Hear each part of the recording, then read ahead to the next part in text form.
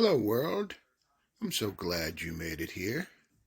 I'm going to tell you some tales from an old man.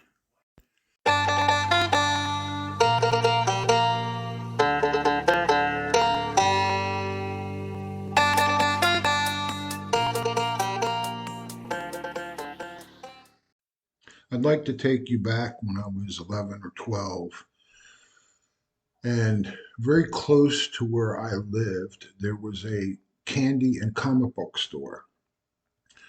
And this candy store was impressive to me because all the candy was in these containers, not packages of candy, but all loose. And for a penny, you could get two pieces of candy. So you can mix and match. You get two of these, four of these, and that kind of stuff. You go in with a quarter and you're walking out with 50 pieces of candy in a small bag. If you were really smart, you could go into the store, buy a comic book, and still come out with about 20 pieces of candy. The issue with this is that you needed money to trade for this candy and comic books. So during the winter time, I would borrow my father's snow shovel and offer to shovel driveways. The issue with this is that it had to be winter and there had to be a sufficient snowstorm to make it worthwhile for people to hire you to shovel their driveway. During the summertime, I would offer to mow lawns. I didn't own a lawnmower, so if I couldn't get my parents to loan me theirs, or the people that I was offering to mow the lawns for to have them loan me theirs, I couldn't mow lawns. And invariably, they were afraid that the lawnmower was going to get damaged. So I didn't really get that many lawn mowing jobs. One day, I was reading one of my comics, and in the back, there was a coupon. This coupon was to a company that was going to send you a kit of seed packets. The deal was that you would sell as many as you can. You keep a portion of the sales, and whatever seeds you haven't sold and whatever money was left over after you took your portion, you would send it back to the company. I thought, oh boy, I'm going to be rich. So I mailed in the coupon, I got the kit, and every day I would go out and make a sale and put the money into a drawstring bag and hide it.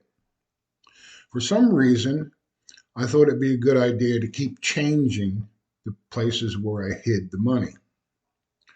So the day finally came that it was time for me to end my sales job there and send back these seed packets and their portion of the money. So I went to the hiding location that I last used, at least I thought, and it wasn't there. So then I panicked and started looking at all the other places that I was hiding the money, and the bag was nowheres to be found. So I was stuck having to go to my parents, who weren't very happy, to rescue me. And they were paying money for basically seeds they didn't have.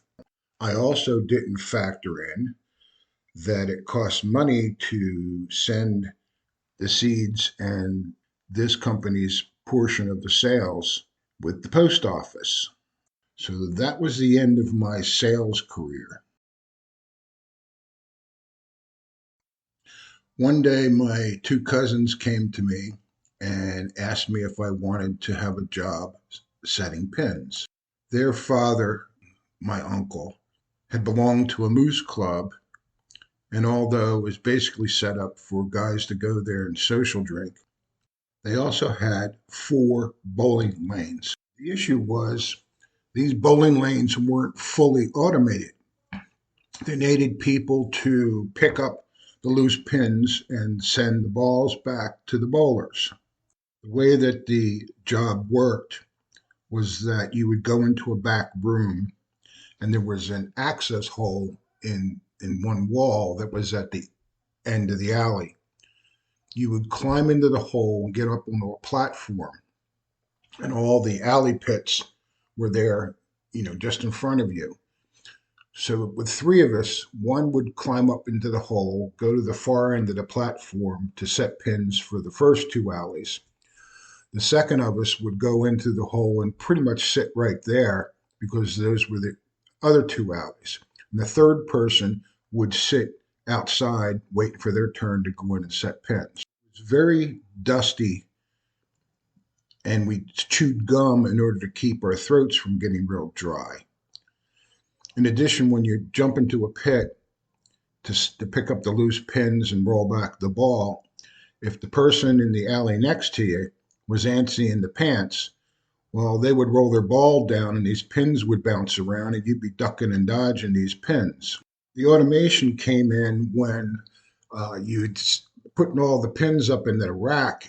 There would be a motor that was, attached some way, shape, or form to the rack, and you pull this cord, it would activate a connection between the motor and that rack and would lower the rack down and set the pins. Although the job was repetitive, you found different ways to entertain yourself. I remember one time my one cousin who was at the far end had discovered a tack. So he took his gum out, he put the tack through the gum, and then stuffed that down into a recessed portion of the platform. At the end of the set of frames, he would be coming out, and his brother, who was just inside the hole there, would slide down. And all of a sudden I heard, yow! Got him.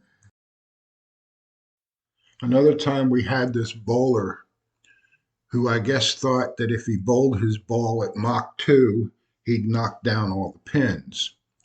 So my cousin was down in this one pit, and the bowler got antsy in the pants and bowled his Mach 2 ball, and the pins went bouncing around all over the place, and my cousin was jumping up and down and ducking and weaving, trying to avoid these pins, and one of them hit him.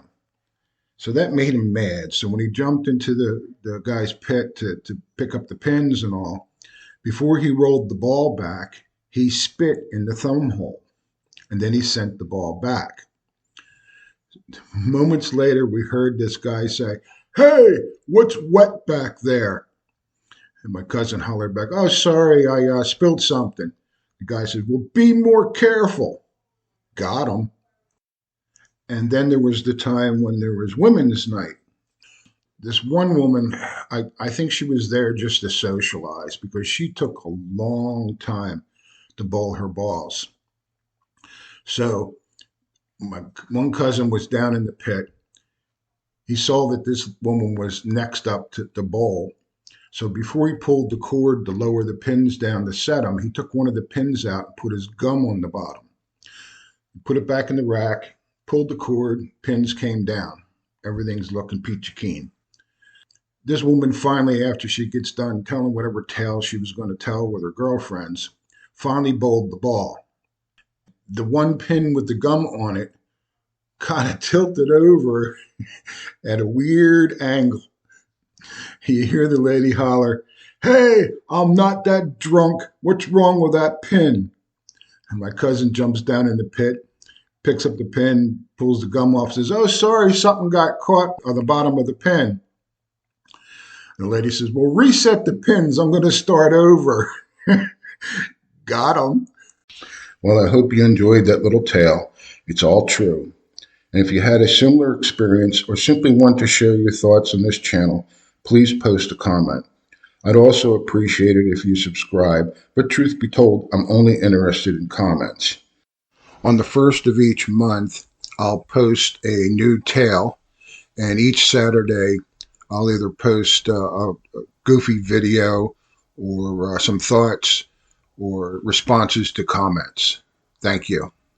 And now, until the next video, I'm out of here.